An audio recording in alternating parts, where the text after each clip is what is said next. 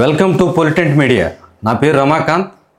మాజీ ఐపీఎస్ అధికారి ఏబి వెంకటేశ్వరరావు గారు ఈరోజు మన ముఖ్య అతిథి. నమస్కారం సార్. నమస్కారం. ఎలా ఉంది? ఏడాదిన్నర అయింది రిటైర్ అయ్యి. ఎలా ఉంది సార్ లైఫ్? చాలా ప్రశాంతంగా ఉంది, ప్లస్ ఎక్సైటింగ్గా కూడా ఉంది. చేయాల్సిన పనులు చాలా ఉన్నాయి, చేయడానికి దారి క్లియర్గా కనిపిస్తూ ఉంది. సో దాంతో క్లారిటీ వచ్చింది లైఫ్. ఇప్పుడు మీరు అంతకుముందు ప్రభుత్వంలో పనిచేసినప్పుడు మీ మీద సస్పెన్షన్ వేటు పడింది. అదేవిధంగా ఇప్పుడు కూడా చాలామంది ఐపీఎస్ అధికారుల మీద సస్పెన్షన్ వేటు వేశారు. రైట్. ఆ తర్వాత ఏపీ ప్రభుత్వంలో మీ బాధ్యతలు నిర్వర్తించిన పిఎస్ఆర్ ఆంజనేయులు ఏకంగా జైలుకి కూడా వెళ్ళారు. రైట్. ఎలా అనిపిస్తుంది సార్ ఇవన్నీ చూస్తుంటే? ఎవరైనా తప్పు చేస్తే దాన్ని నిలదీయాల్సిన బాధ్యత ప్రభుత్వాల మీద ఉంది. దాని మీద విచారణ జరిపే హక్కు ప్రభుత్వాలకు ఉంటుంది. కాకపోతే అది ఆ విచారణ కానీ కేసులు కానీ కావాలని సాగదీయకుండా తొందరగా కంప్లీట్ చేసి నిజం తెలుసుకోవడం మీద దృష్టి పెట్టాలి తప్ప దాన్ని ప్రొసీజర్ యాజ్ అ పనిష్మెంట్ లాగా వాళ్ళ సర్వీస్ అంతా అయిపోయేదాకా వాళ్ళని అట్లా ఆ కేసు నెపం మీద వాళ్ళని ఏడిపించడం అనేది ఎప్పుడూ సరికాదు. నా మీద కేసు పెట్టినప్పుడు కూడా నేనేమి వాళ్ళకి హక్కు లేదనలా, ప్రభుత్వానికి హక్కు ఉంది. తొందరగా విచారణ చేసి జరపండి అన్నా. కానీ అసలు విచారణ చేసే ఉద్దేశం లేదు వాళ్ళకి. అప్పట్లో నన్ను కేవలం ఆ ఒక నెపం మీద సస్పెండ్ చేసి పక్కన పెట్టాలి అనేది ఉద్దేశం. దానికోసం నేను సుప్రీంకోర్టు దాకా పోవాల్సి వచ్చింది. సుప్రీంకోర్టు చెప్తే తప్ప అసలు ఛార్జ్షీట్ కూడా నా మీద ఇవ్వాల. సుప్రీంకోర్టు చెబితే తప్ప విచారణ మొదలుపెట్టలా. సుప్రీంకోర్టు ఒక టైం ఫ్రేమ్ ఇచ్చి ఇన్ని రోజుల్లో పూర్తి చేయాలన్నారు కాబట్టి విచారణ కంప్లీట్ చేశారు. ఆ తర్వాత దాని మీద next course of action procedure ప్రకారం స్టెప్స్ ఉంటాయి కదా, అవి చేయడంలో కూడా విపరీతమైన తాత్సారం చేశారు. ఏంటంటే ఎంతసేపు వీడిని సస్పెన్షన్లోనే ఉంచాలి సర్వీస్ అంతా అనే ఉద్దేశం ప్రస్ఫుటంగా కనిపించింది. దాన్ని తప్పు అంట. అంటే కక్ష సాధింపు చర్యలు గత ప్రభుత్వంలో మీ ఒక్కరికే పరిమితమైనయా, మిగతా ఇంకెవరి మీద అయినా చేశారా? చాలామంది మీద చేశారు, రకరకాల స్థాయిల్లో చేశారు. నా మీద చేసినంతగా చేయలేదు. దాదాపు 3 సంవత్సరాల పాటు వీఆర్లో పెట్టారు చాలామంది ఆఫీసర్లని. కానిస్టేబుల్ దగ్గర నుంచి ఎస్పీల వరకు వీఆర్లో పెట్టారు. వాళ్ళకి జీతాలు లేవు. కరోనాలో జీతాలు లేకుండా అల్లాడిపోయారు. ఫ్యామిలీ మెయింటైన్ చేయటమే ఇబ్బంది పడిన పరిస్థితులు ఏర్పరిచారు. అది అనవసరం కదా. ఇప్పుడు మీరు అధికారుల మీద తీసుకుంటున్న చర్యలకు సంబంధించి తప్పుపడుతున్నారా? ఏదైనా కానీ వాళ్ళు ఏ తప్పు చేశారన్నా కానీ ఆ తప్పుని ఎత్తి చూపండి, దాని మీద కావాల్సిన విచారణ చేయండి, తొందరగా ముగించండి. తొందరగా ముగించి వాళ్ళ తప్పేదో తేల్చండి. అంతే తప్ప దాన్ని సాగదీయొద్దు. నేను ఇచ్చే సలహా అది. మీరు ఒక 5-6 నెలల క్రితం కమ్మవారి ఆత్మీయ సమావేశంలో పాల్గొన్నప్పుడు కొన్ని వ్యాఖ్యలు చేశారు. రైట్. కమ్మవారి అంతా సంఘటితం కావాలి, రైట్ అని చెప్పారు. రైట్. ఇప్పుడు మిగతా సామాజిక వర్గాలకు సంబంధించి కూడా రైట్ అదే భావన మీరు ప్రేరేపించినట్టు అవదా? నేను మిగతా సామాజిక వర్గాలకు కూడా ఒక్కొక్క సామాజిక వర్గానికి కూడా చెప్తున్నా, అందరూ సంఘటితం అవ్వండి. జగన్మోహన్ రెడ్డిని మళ్ళా రానియకుండా చేయండి. ఇది మీ బాధ్యత. మిమ్మల్ని మీరు కాపాడుకోవాలన్నా, ఈ రాష్ట్రాన్ని కాపాడాలన్నా కానీ అది మన అందరిది సామాజిక బాధ్యత. కాబట్టి నేను ఆ రోజున కూడా చెప్పా, మీరు కమ్మవారిగా సంఘటితం అవుతారో మిగిలిన అందరినీ కలుపుకుని జగన్ బాధ్యతల సంఘం అని ఒక సంఘం పెట్టుకుంటారో నాకు అనవసరం. బట్ అందరూ కలిసి అందరినీ కలుపుకుని జగన్మోహన్ రెడ్డి అనే విషపు పడగ మళ్ళా ఈ రాష్ట్రం మీద పడకుండా చూసుకోవాల్సిన బాధ్యత మీ అందరిది అని చెప్పా. అంతే తప్ప ఒక సామాజిక వర్గాన్ని ఉద్దేశించి నేను వేరే ఇతర సామాజిక వర్గాలను రెచ్చగొట్టేలా ఎప్పుడు మాట్లాడను కూడా. That is not my nature. నాకు అందరూ ఫ్రెండ్స్ ఉన్నారు, నాకు అందరూ శ్రేయోభిలాషులు ఉన్నారు, నాకు అందరితోనూ సత్సంబంధాలు ఉన్నాయి. ఆ పర్టికులర్గా వెళ్ళిన మీటింగు ఆ కమ్మ సామాజిక వర్గానికి సంబంధించిన మీటింగ్ కాబట్టి వాళ్ళని ఉద్దేశించి మాట్లాడాను. అది ముఖ్యంగా గత 5 సంవత్సరాల్లో కమ్మ సామాజిక వర్గాన్ని ఒక టార్గెటెడ్గా జగన్మోహన్ రెడ్డి వెంటాడి వేధించాడు కాబట్టి వాళ్ళకి ప్రత్యేకంగా చెప్పాల్సి వచ్చింది. వైసీపీలో కూడా కమ్మ సామాజిక వర్గ నేతలు ఉన్నారు కదా సార్, దాన్ని ఏమంటారు? కొంతమంది ఉంటారు, ఎప్పుడైనా కొంతమందిని పెట్టుకుంటారు కదా, ఎప్పుడూ పెట్టుకుంటారు. చాలా కీలకమైన స్థానాల్లోనే ఉన్నారు. ఏం కీలకమైన స్థానాలు ఏం కాదు, కాకపోతే వాడుకునే స్థానాల్లో వాడుకున్నారు కూడా. అట్లా పనికొచ్చే వాళ్ళు ప్రతి సామాజిక వర్గంలోనూ ఒక 20% 30% మంది వెధవలు ఉంటారండి. అంత మాత్రం చేత మనం అందరికీ ఆపాదన. అంటే జగన్మోహన్ రెడ్డితో పనిచేయటం వెధవలు అంటారా? నేను అనేది వెధవల నుంచి ఏరుకుంటాడు ఆయన. ఏరుకుని వాళ్ళని ఉపయోగించుకుంటాడు. ఎట్లా ఉపయోగించుకోవాలో అట్లా ఉపయోగించుకుంటాడు. మీరు కూడా చూశారు కదా ఎట్లా ఉపయోగపడ్డారు వాళ్ళు. దేనికి ఉపయోగపడ్డారు? బూతులు తిట్టడానికి, లేకపోతే ఎదుటి మనుషులను కించపరచడానికి, క్యాసినోలు ఆడించడానికి, ఇట్లాంటి వాటికి ఉపయోగపడ్డారు. అంతమించి వాళ్ళు చేసిన పనే ఉంది. ఇప్పుడు రాజశేఖర్ రెడ్డి సంబంధించి కూడా మీరు మాట్లాడారు. రైట్. ఏమనిపించింది అప్పుడు? అనుభవాలు, చేదు అనుభవాలు ఏమైనా ఉన్నాయా?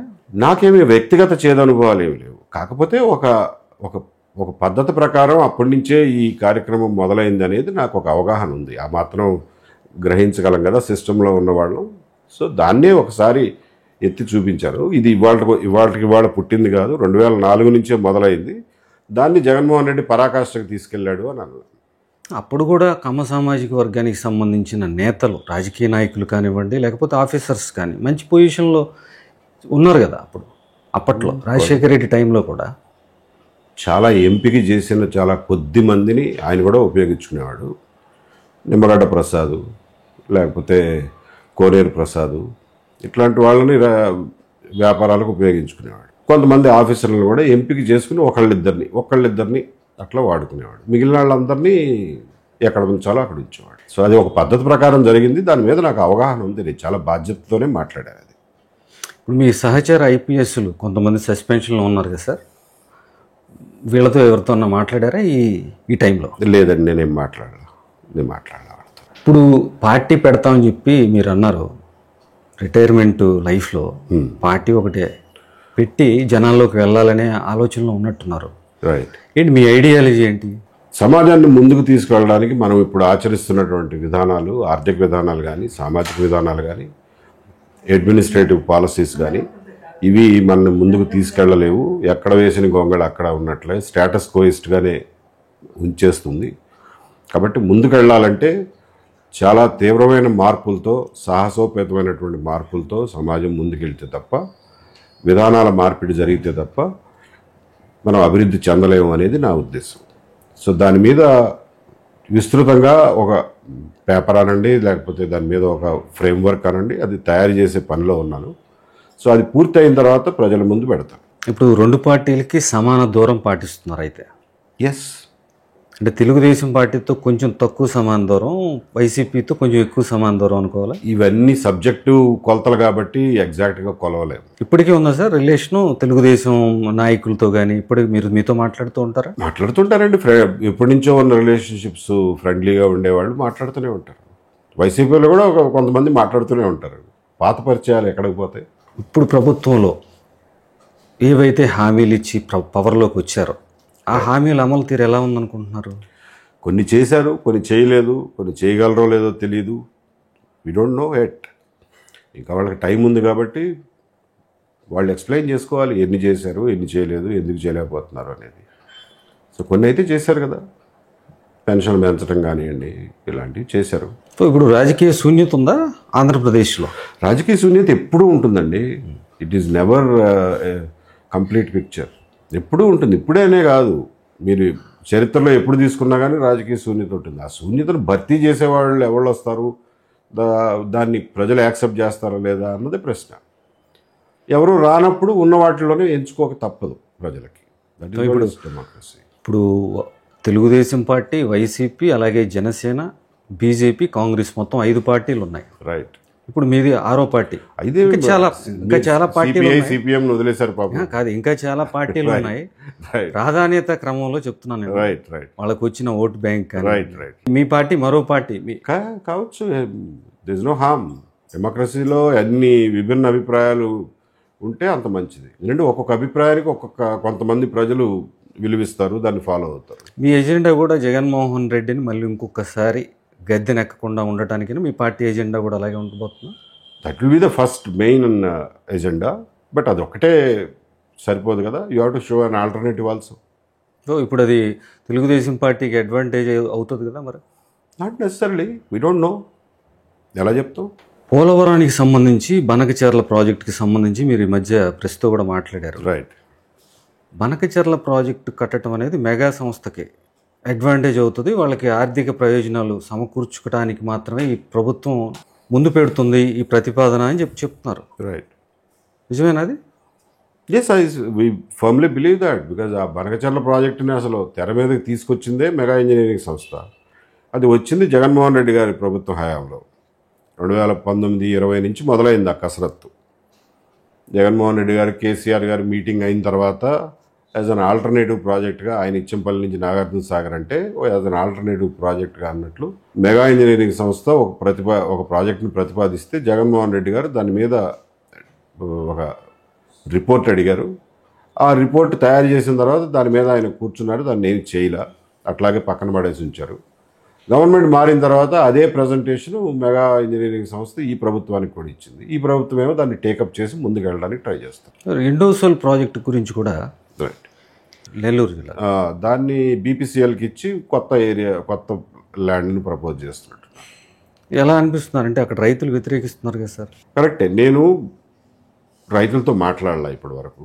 నాకు దాని మీద సమగ్రమైన సమాచారం అయితే లేదు కాబట్టి నేను అరకొర సమాచారంతో దాని మీద కామెంట్ చేయడం పద్ధతి కాదని చెప్పి నేను ఐ వుడ్ డెసిస్ట్. రాజధాని భూములకు సంబంధించి కానివ్వండి, 1000 ఎకరాలు ఏదైతే ఉంటుందో రైట్, కార్పొరేట్ సంస్థలకి దోచిపెట్టడం కానివ్వండి, లేకపోతే ప్రజలకు ఇష్టం లేకపోయినా రైతుల దగ్గర నుంచి వేలాది ఎకరాలు ప్రభుత్వాలు సేకరించడం అనేదాన్ని ఎలా చూస్తారు? ఓకే, దీన్ని ఆనెస్ట్గా డిస్కస్ చేసుకుందాం. ప్రభుత్వాలు ప్రజల ఆస్తుల్ని కావాలంటే తీసేసుకోవచ్చా అనేది కొన్ని శతాబ్దాలుగా ఉన్నటువంటి చారిత్రక ప్రశ్న. ఎమినెంట్ డొమైన్ అంటారు దాని మీద. చాలా న్యాయపరంగా కూడా బోల్డ్ అని ట్రీటైజ్లు వచ్చినాయి. పొలిటికల్గా, ఐడియాలజికల్గా కూడా దాని మీద విభిన్న అభిప్రాయాలు ఉంటాయి. ప్రజా అవసరాల కోసం తప్పని పరిస్థితుల్లో ప్రజల ఆస్తుల్ని సేకరించవచ్చు అనేది జనరల్లీ యాక్సెప్టెడ్ నార్మ్. నౌ ప్రజా ప్రయోజనాలు అంటే ఏమిటి? ఒక ఫ్యాక్టరీ ప్రయోజనాలు లేదా ఒక కంపెనీ ప్రయోజనాలు కూడా ప్రజా ప్రయోజనాలు అనే ప్రశ్న ఉత్పన్నమవుతుంది. అప్పుడు మనం చూడాల్సింది ఏంటంటే, ఆల్ రైట్, ఫ్యాక్టరీలకి కంపెనీలకి భూమి కావాలంటే భూమి యజమానులు ఇష్టపూర్వకంగా ఇస్తే దాన్ని ఫెసిలిటేట్ చేయడానికి గవర్నమెంట్ మధ్యవర్తిత్వం వహిస్తే అందులో తప్పే ఉంది అనే సమాధానం కూడా వస్తుంది. దాన్ని మనం పెద్దగా అబ్జెక్ట్ చేయక్కర్లేదు. భూ యజమానులు వాలంటరీగా స్వచ్ఛందంగా ఇస్తే మనకేం అబ్జెక్షన్.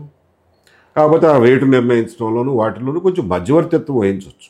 ఏదన్నా ల్యాండ్ రికార్డ్స్ అటు ఇటుగా ఉంటే సరి చేయడంలోనూ అట్లాంటి పనులు గవర్నమెంట్లు చేసి పెట్టవచ్చు, తప్పేవి లేదు. బలవంతాన భూసేకరణ అనేది ఎప్పుడూ తప్పే. అది కూడా ప్రజా ప్రయోజనాలకు కాకుండా కంపెనీలకి కోసం భూమిని బలవంతాన సేకరించడం అనేది తప్పు. దాన్ని ఖచ్చితంగా ప్రజలు నిరసిస్తారు, దాన్ని ఎదిరిస్తారు కూడా. ఈ భూసేకరణ చట్టం 2013లో వచ్చింది. చాలా వరకు ఆ క్వశ్చన్స్ని ఆన్సర్ చేస్తుంది. ఒక 80% మంది కనుక ఒప్పుకుంటే దెన్ ముందుకు వెళ్ళవచ్చు అనేది. 80% మంది కూడా ఒప్పుకోనప్పుడు ఆ భూసేకరణ నడవదు, ముందుకు వెళ్ళదు.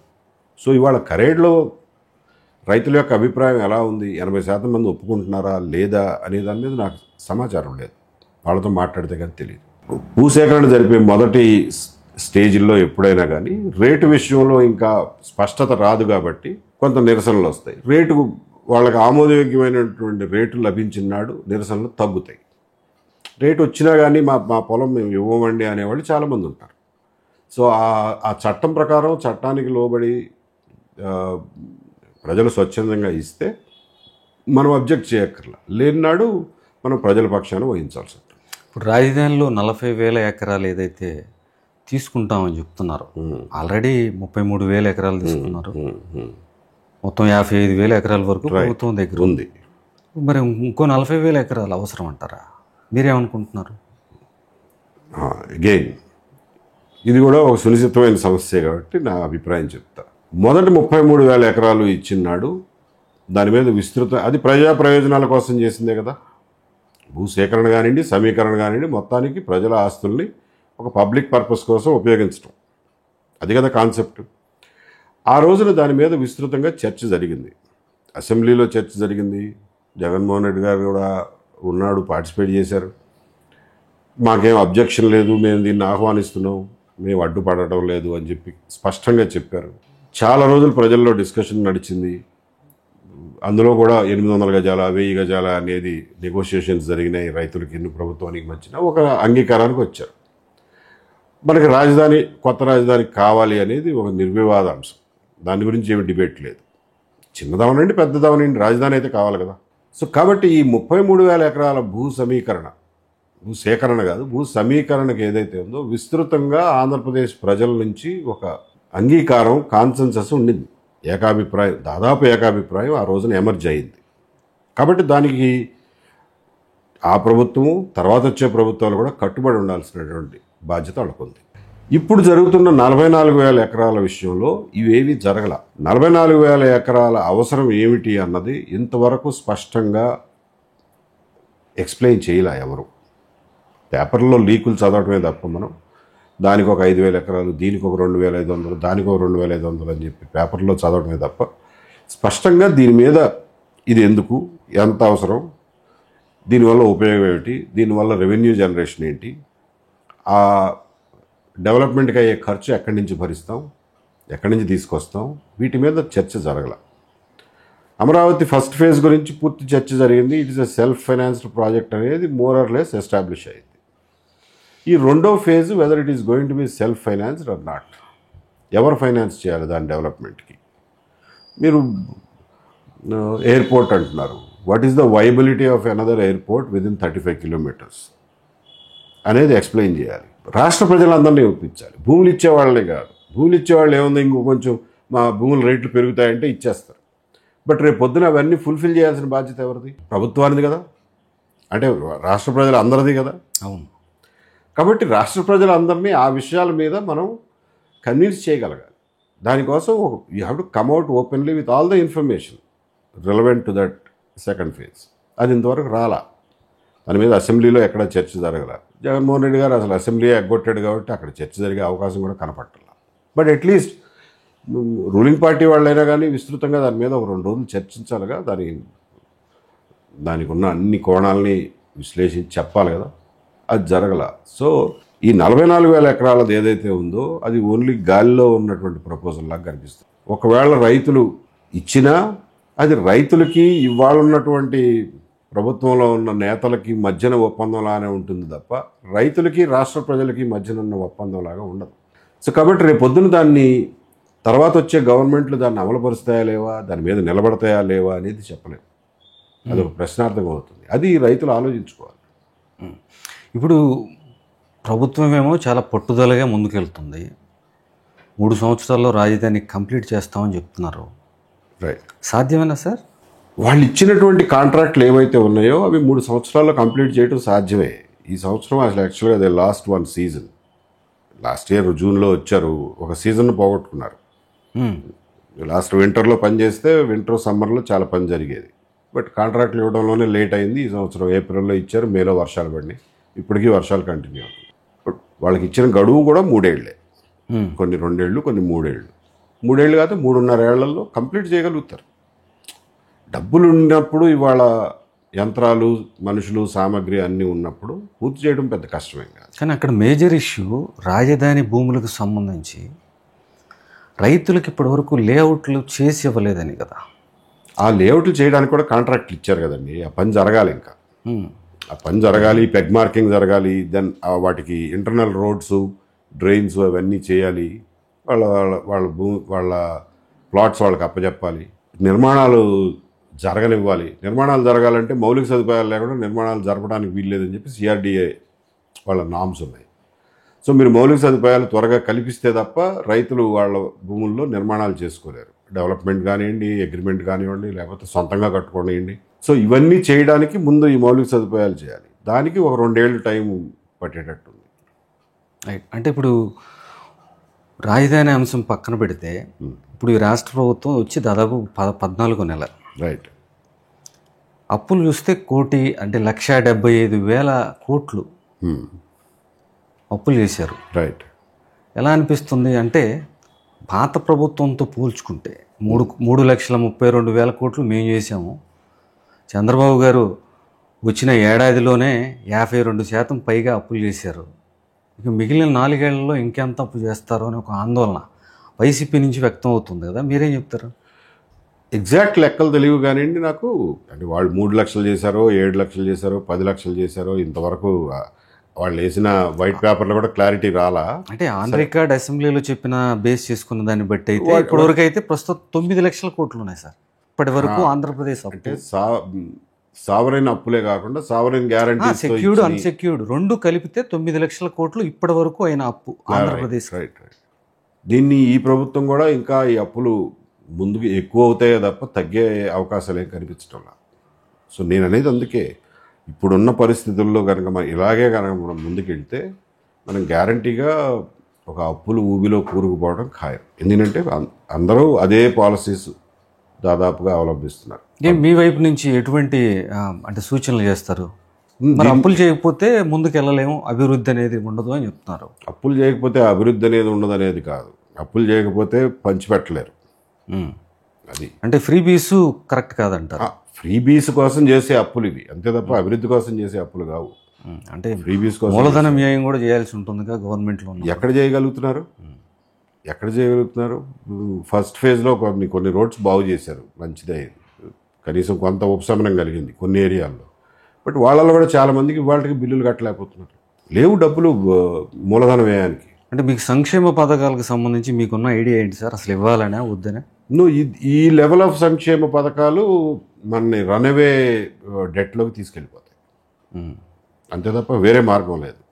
మరి ఇప్పుడు సంక్షేమ పథకాలు అనౌన్స్ చేయకపోతే ఓట్లు వేసే పరిస్థితి లేదని రాజకీయ నాయకులు నమ్ముతున్నారు కదా. కరెక్ట్. వాళ్ళు ఆ సైకిల్లో చిక్కుకుపోయారు వాళ్ళు అందులోంచి బయటకు రాలేరు.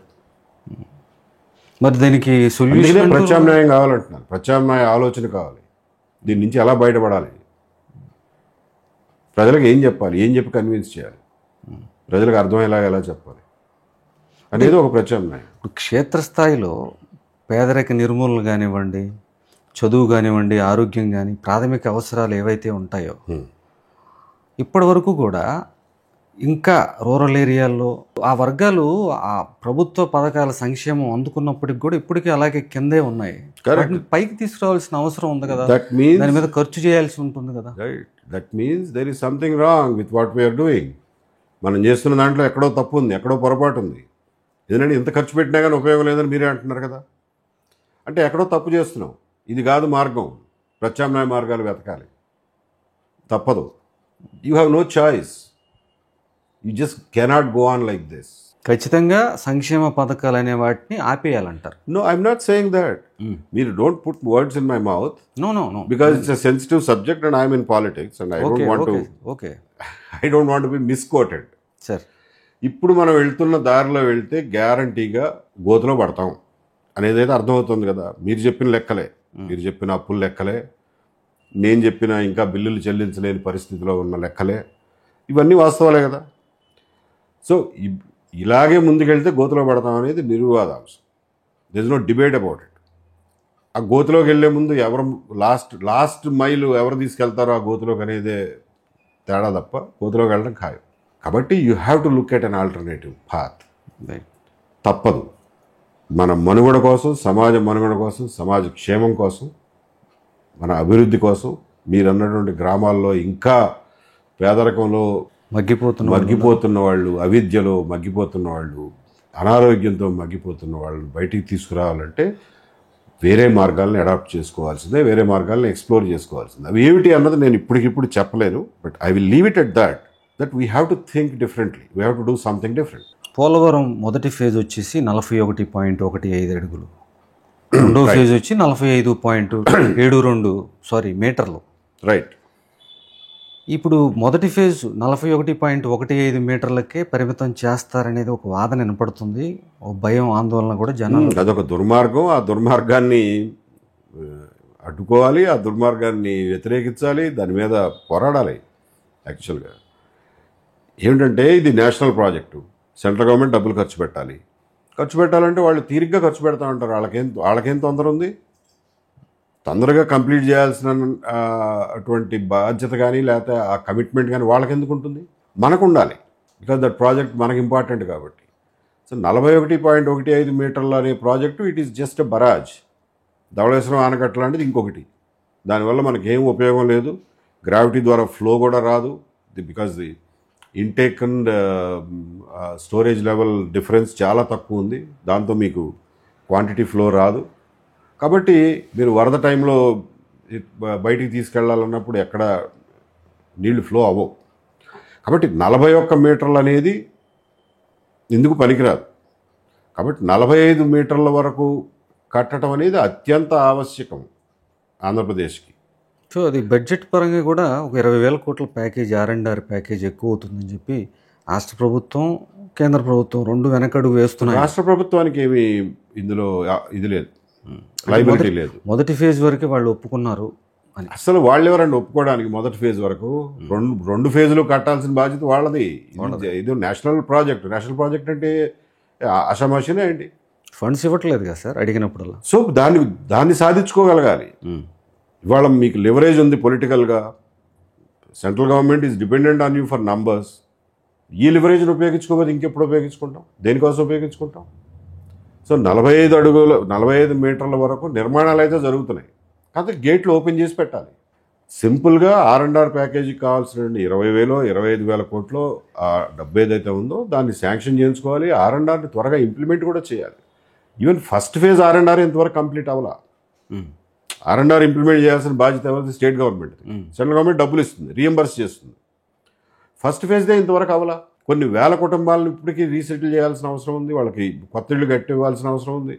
ఇంకా కొన్ని వేల ఎకరాలు వాళ్ళ కోసం ల్యాండ్ కాంపెన్సేషన్ కోసం సేకరించాల్సిన అవసరం ఉంది. ఆ పనులు త్వరితగతిన చేయాలి ముందు. That's our first priority for the state. ఇవన్నీ మాట్లాడకుండా బనకచెర్ల గురించి ముందు ప్రస్తావిస్తున్నారు ప్రతి చోట. దాన్నే మేము అబ్జెక్ట్ చేస్తున్నాం. మన ప్రయారిటీస్ వేరండి, మన ప్రయారిటీస్ వేరేగా ఉన్నాయి. ముందు దాన్ని టేకప్ చేద్దాం. ఫర్ ఎగ్జాంపుల్ రాయలసీమ ప్రాజెక్టులో అసంపూర్తిగా మిగిలినటువంటి పనులు ఉన్నాయి. Field channels, branch canals, then main కెనాల్స్లో కూడా చాలా చోట్ల పనులు అసంపూర్తిగా ఉన్నాయి. కొన్ని ప్రాజెక్టుల్లో అయితే మెయిన్ కెనాలు ఇంతవరకు సగం కూడా తవ్వాల. చాలా చోట్ల తవ్విన దగ్గర లైనింగ్ వేయాలి, లేకపోతే క్యారియింగ్ కెపాసిటీ తగ్గిపోయింది. సో మీకు కృష్ణానదిలో వరద వచ్చినప్పుడు ఆ మెయిన్ కెనాల్లో ద్వారా ఫుల్ క్యారియింగ్ కెపాసిటీ ఉంటే లాస్ట్ దాకా తీసుకెళ్లి చెరువులు, పెద్ద పెద్ద చెరువులు, రిజర్వాయర్లన్నీ నింపుకునే పని. ఆ మెయిన్ కెనాల్ కెపాసిటీ లేకపోవడం వల్ల నింపలేకపోతున్నాం. ఆ నీళ్ళన్నీ సముద్రంలో కలుస్తాయి. 100 కోట్లలో 70 కోట్లు ఆల్రెడీ ఖర్చు పెట్టినప్పుడు ఆ మిగిలిన 30 కోట్లు ఖర్చు పెట్టకపోతే ఈ 70 కోట్లు కూడా వేస్ట్ అయిపోతున్నాయి. ముందు దాన్ని ఖర్చు పెడదాం, దాన్ని ఫుల్ కెపాసిటీకి తీసుకెళ్దాం అంటున్నాం. రాయలసీమ ప్రాజెక్టులు అసంపూర్తిగా ఉన్న వాటికి ఫస్ట్ ప్రయారిటీ ఇవ్వాలి. At the same time same priority పోలవరంకి ఇవ్వాలి. పోలవరంలో మనకు ఫండింగ్ సమస్య కాదు, ఇంప్లిమెంటేషన్ సమస్య. ఇంప్లిమెంటేషన్ ఒక ప్రత్యేక అథారిటీని పెట్టుకుంటారో, ఒక ప్రత్యేక సెల్ పెట్టుకుంటారో, దాన్ని మానిటర్ చేసుకుంటారో చేయండి. R&R కంప్లీట్ చేయండి. 45 మీటర్ల వరకు డబ్బులు తీసుకురండి, దానికి కూడా R&R చేయండి. 2 ఏళ్లలో 3 ఏళ్లలో చేయకపోతే మీరు నీళ్ళు ఎప్పుడు నిలబెడతారు? బనకచెర్ల అనేది ముందుకు తీసుకొచ్చి బనకచెర్ల నిర్మాణం కూడా జరిగితే గోదావరి జలాల్లో పై రాష్ట్రాలు వాటా అడుగుతాయి కదా. మొన్న పట్టిసీమ కట్టినప్పుడు ఒక 35 TMCలు వాటా తీసుకున్నాయి కదా పై రాష్ట్రాలు. కరెక్ట్. సేమ్ బనకచెర్ల కూడా అదే సమస్య వస్తుంది కదా. రాదండి, బనకచెర్లకు ఆ సమస్య రాదు. ఎందుకంటే మిగులు జలాలు ఎప్పుడు కూడా టైలాండ్ స్టేట్కి ఇచ్చేస్తారు. మన దగ్గర కూడా మిగులు జలాలు ఏవైతే ఉన్నాయో అవి మనకే హక్కు ఉంది. కృష్ణా జలాల్లో మిగులు జలాల మీద కట్టిన ప్రాజెక్టులే మనవి చాలా ప్రాజెక్టులు. కాబట్టి టైలాండ్ స్టేట్కి ఆ ప్రత్యేకమైన హక్కులు ఉంటాయి. మరి పట్టిసీమది వేరు. పట్టిసీమది ఏం చేస్తున్నాం అంటే మనం కృష్ణా డెల్టాకి ఇచ్చే నీళ్లు ఎష్యూర్డ్ వాటర్ అండి, నికర జలాలు. ఎష్యూర్డ్ వాటర్ ఎందుకంటే 100 సంవత్సరాలు 200 సంవత్సరాల డెల్టా అది. ఎష్యూర్డ్ వాటర్ మీరు వేరే బేసిన్ నుంచి కాంపెన్సేట్ చేసినప్పుడు పై రాష్ట్రాలకి ఎష్యూర్డ్ వాటర్ షేర్లో కొంత షేర్ వెళ్తుంది, మిగులు జలాల మీద ఆ షేర్ ఉండదు. అది పెద్ద ఇష్యూ కాదు. Right sir. ఇప్పుడు మరి రాజకీయాలకి వద్దాం. ఓకే. ఈవీఎంలకు సంబంధించి పెద్ద ఎత్తున చర్చ జరుగుతుంది సార్. రైట్. ఎలా అనిపిస్తుంది? నిజంగా ఈవీఎంలే కావాలా లేకపోతే పేపర్ బ్యాలెట్? పేపర్ బ్యాలెటే ఉండాలి. నేను స్ట్రాంగ్గా ఎప్పుడూ సపోర్ట్ చేస్తాను పేపర్ బ్యాలెట్ని. I strongly support. సో మొన్న ఎలక్షన్లో ఒక 12 to 13% అదనంగా వచ్చి చేరింది. ఆ నెంబర్ కొంచెం అనుమానంగా ఉంది. ఇలా మాట్లాడుతున్నారు కదా, ఎలా అనిపిస్తుంది సార్? ఈవీఎంలకు సంబంధించి అసలు ఈవీఎంలు వద్దు, పేపర్ బ్యాలెట్ కావాలి అని అడగని పొలిటికల్ పార్టీ ఈ దేశంలో ఏదీ లేదు ఇప్పటివరకు. ఒకప్పుడు బీజేపీ అడిగింది, సుబ్రహ్మణ్య స్వామి గారు దాని మీద సుప్రీంకోర్టులో పిటిషన్ వేశారు, పిల్ వేశారు. తర్వాత మన దగ్గర ఈ జీవీఎల్ నరసింహారావు దాని మీద ఒక పుస్తకమే రాశారు. బీజేపీ వరకు అది 2009 ప్రాంతాల్లో. తర్వాత మొన్న కాంగ్రెస్ వాళ్ళు ఖర్గే గారు వీళ్ళు మేము అసలు ఆ మహారాష్ట్ర ఎన్నికల రిజల్ట్ని మేము ఒప్పుకోమన్నారు, మధ్యప్రదేశ్ రిజల్ట్ని మేము ఒప్పుకోమన్నారు. ఆ స్థాయి వరకు నిరసన వ్యక్తం చేశారు కాంగ్రెస్ పార్టీ. అది తెలుగుదేశం పార్టీ 2019లో పిల్లేసింది సుప్రీంకోర్టులో. 32 పార్టీలు కలిసి సుప్రీంకోర్టులో పిటిషన్ వేశాయి. జగన్మోహన్ రెడ్డి గారు ఇప్పుడు అంటున్నారు ఈవీఎంలు అది ఇదని. మరి అయినప్పుడు అందరూ కలిసిపోయి ఒకే తాటి మీద నిలబడి ఏదో ఒక టైంలో ప్రతి ఒక్కళ్ళు దాన్ని వ్యతిరేకించిన వాళ్లే కదా. అందరూ కలిసిపోయి ఎలక్షన్ కమిషన్ అడిగి లేదా పార్లమెంట్లో మాట్లాడి ఆ ఈవీఎంలు రద్దు చేసుకోవాలి. అది చేయకుండా ఊరికే ఎలిగేషన్స్ చేస్తే ఏ ఉపయోగం? ట్యాంపరింగ్ జరుగుతుందా సార్? అసలు ఉంటుందా అటువంటి అవకాశం? I don't know. Again any electronic వస్తువుని ట్యాంపర్ చేయటం పాసిబులే. ఎనీ ఎలక్ట్రానిక్ వస్తువు. Similarly EVM. We don't no. మీరు ఇంటెలిజెన్స్లో పనిచేశారు కదా సార్, రైట్. మీకు ఆ పరికరాలకు సంబంధించి కూడా చాలా అవగాహన ఉంటుంది. రైట్. ఈవీఎం క్యాలిక్యులేటర్ లాంటిది అనేది ఒక వాదన. రైట్. ఇప్పుడు మీరు చెప్తున్నది ఖచ్చితంగా ట్యాంపర్ చేసే అవకాశం కూడా ఉంటుంది అంటున్నారు. ఖచ్చితంగా ఉంటుందండి. చేయాలనుకుంటే చేసే అవకాశం అయితే ఉంటుంది.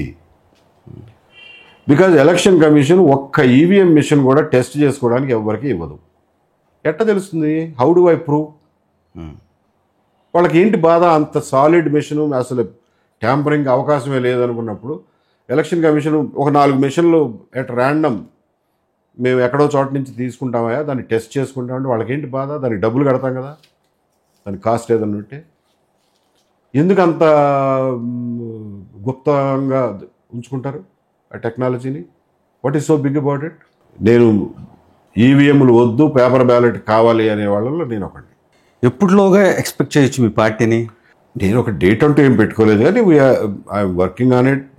నాతో పాటు నా సహచరులు వీళ్ళందరూ కూడా కంటిన్యూస్గా వర్క్ చేస్తున్నాం. టైం పడుతుంది, కావచ్చు ఇంకో 6 months పట్టవచ్చు కనీసం. నెక్స్ట్ ఎలక్షన్స్కి రెడీ అయిపోతారు? Yes, we will be ready. మొత్తం 175 స్థానాల్లో. Sir, we don't know all those things. See, it depends on the traction we get, depends on ప్రజల్ని ఏమాత్రం మేము కన్విన్స్ చేయగలం, ప్రజల్ని ఏమాత్రం మేము ఉత్తేజపరచగలం, మా కమ్యూనికేషన్ స్కిల్ ఏమాత్రం ఉంటుంది, వాటన్నిటి మీద డిపెండ్ అవుతుంది. Thank you very much sir, చాలా విషయాలు మాట్లాడారు. Thank you thank you Ramakant.